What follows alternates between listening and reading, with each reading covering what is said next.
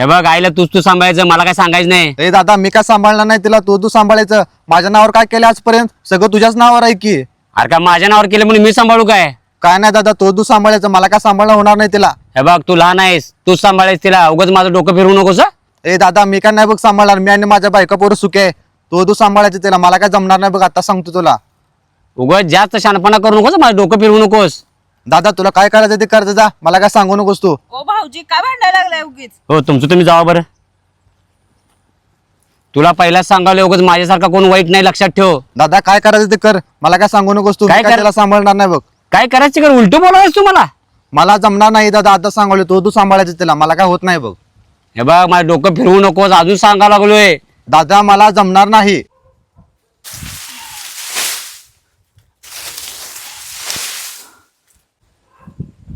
अहो, ती शेजारची बघा की कसली भांडायला लागलेत. कशासाठी? अहो बघा की, आईला कोण सांभाळणार, तू सांभाळ मी सांभाळ म्हणून भांडायला लागलेत दोघं पण. आणि ते बिचारी मावशी इथं येऊन बसल्या होत्या काल दारात. मी त्यांना घरात नेलं आणि जेवायला दिलं तर त्या रडायला लागल्या की मला आता कोण सांभाळणार आणि मी कुठं जाऊ आता. बरोबर आहे तुझं. ह्या दोघांनी मिळून त्या मावशीचं लय हाल केलेला आहे. अगं, ज्या वेळेला ह्यांचा बाप होता ना, त्यावेळेला सगळं बाप करायचा म्हणून त्यांना चांगली होती ती.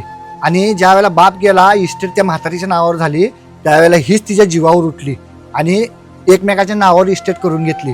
ती पोरगी सुद्धा या म्हातारीची त्यांनी येऊन देत नाहीत, का तर की इस्टेट मागल म्हणून. बाप बिचारीचे एवढं हाल करायला लागले, त्यांनी पोटापासून तिला मारायला लागले.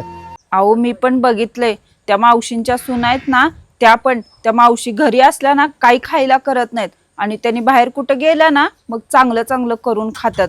आणि काय पैसे वगैरे असले काय असलं की लगेच माहेरी पाठवतात आणि त्यांना काही सुद्धा देत नाहीत. कसा त्यांचा आत्मा तळतळत असेल ना. होय ग, मला पण माहिती आहे त्या मावशीला ह्यांनी लई त्रास दिलाय. अगं, खायला आण नव्हतं, त्यावेळेला लोकांच्या दारात राबायला जाऊन ह्यांची शिक्षणं पूर्ण केली. त्यातनं त्यांनी सगळं एवढं साम्राज्य उभा केलं आणि त्याच ह्याच्यावर ह्यांनी डोळा ठेवून बसले. आणि ह्यांना कळत नसेल की आपली आईच आपल्यासाठी सगळी आहे. अहो, पुढं जाऊन ही वेळ ह्यांच्यावर सुद्धा येणार आहे. कधी ना कधी हे पण म्हातारे होतीलच ना, ह्यांची पोरं पण ह्यांना असंच वागवणार आहेत. तुम्ही काळजी करू नका, त्या मावशींना ना आपण सांभाळूया. काय इस्टेटीत करायचंय, लोकांना हेच कळत नाहीये की इस्टेट येणार नाही तुमच्या बरोबर.